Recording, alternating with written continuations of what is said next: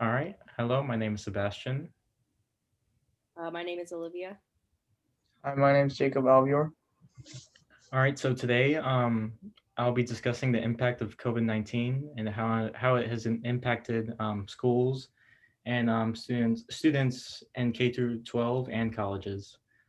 Um, so first, I want to talk about the decline of students at K-12 schools and colleges. And this started around March of 2020 when schools were canceling in-class instruction. And at first, this was for a 2 week thing because people weren't sure how COVID was going to impact schools. But then after a little while, it progressed to um, canceling the rest of the year, including exams. And then I want to show you guys a graph from an article on Brookings EDU. Let me share my screen.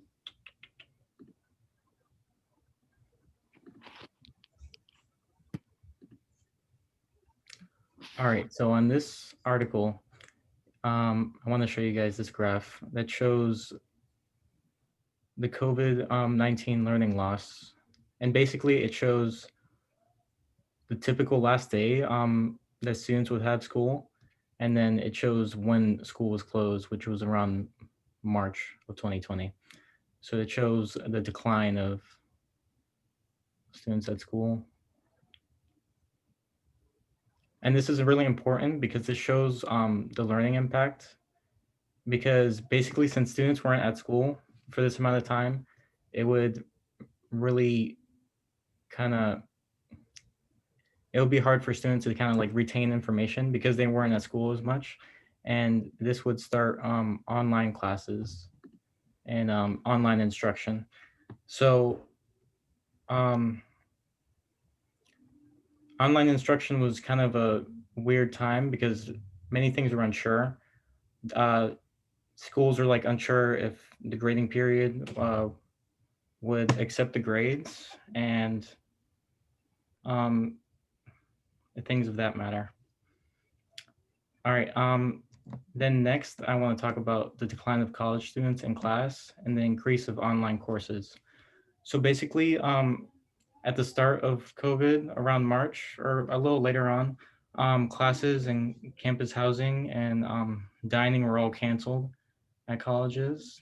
It would later resume in the fall 2020 semester, but it would be kind of restricted with how everything was working. And then from an article in ncsl.org, it shows how the University of Washington was one of the first to cancel their online class or their classes in person and the instruction and the campus housing and dining. Um, and then after deciding over the summer how everything was going to work, colleges basically gave the students three options, which would be in person instruction, which was basically very restricted. Like everyone had to wear masks, there was social distancing involved, and all of that.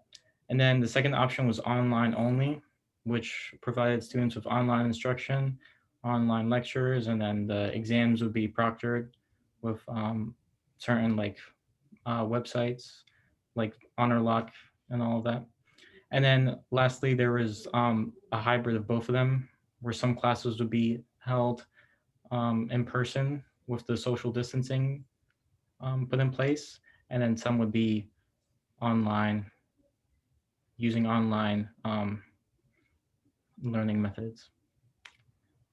And then let's see. Lastly, I want to touch upon COVID-19 and the impact it had on mental health and the well-being of students. So at the start of this, many many thought that we would go back to school after the 2 week period that school was canceled. But then when it was extended to the rest of the year, uh, that's when the social isolation started to happen. And this was like the quarantine um, for many students. And this had a major impact on students because they weren't able to see and like be in contact with other people. Um, so basically, the younger students didn't have this kind of experience with being in touch with people, and then learning online is kind of a strange thing for them to do at such a young age. So it was definitely very strange for them to get used to this. And then coming from an article from edutopia.org shows how school provide school provides basically a mental health service to about 57% of kids who need care. So basically, school being canceled would have a major impact on how students will be given mental health care and service. Um, and then in conclusion, COVID had a major impact to students K through 12 and in college, since there was very little communication and very little clear communication about what was going on and how things were being conducted during COVID-19 and all of that. So, you guys like to ask any questions? Yeah, so do you think that it was definitely like more harmful for the younger students when they had to switch to remote learning than it was for the older ones? I think definitely it was I wouldn't say harmful, but it had a negative impact on the younger students because they weren't able to like experience being around other people and like being with like a teacher showing them in person, and Yeah. just being online is just like strange for them because they're not as used to it as like older people are. Well,